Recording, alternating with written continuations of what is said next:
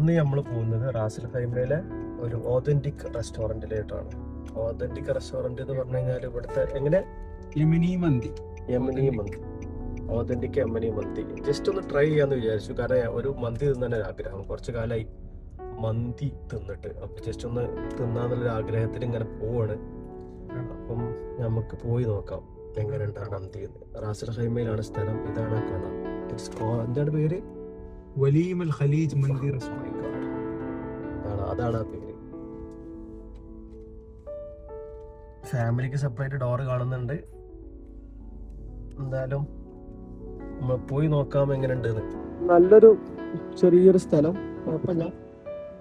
അപ്പൊ നമ്മൾ പോയി നോക്കാം എങ്ങനെ ഉണ്ടെന്ന്. പോയി നോക്കാം restaurant. Let us try how it's going. വിശാലമായ ഇരിപ്പിടുണ്ട്. ഇവിടെ ഇരിക്കാനുള്ള സൗകര്യമുണ്ട്. അതേപോലെ നല്ല ഇരുട്ടുള്ള സ്ഥലമൊക്കെ ഉണ്ട്. ഇരുട്ടായിരിക്കും കേട്ടോ. പിന്നെ അതേപോലെ ഇവിടെ ഇരിക്കാനുള്ള സ്ഥലമുണ്ട്. പിന്നെ അതേപോലെ സാധാരണ normal seat.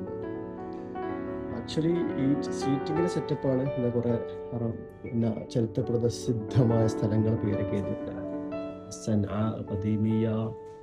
lot of things are here.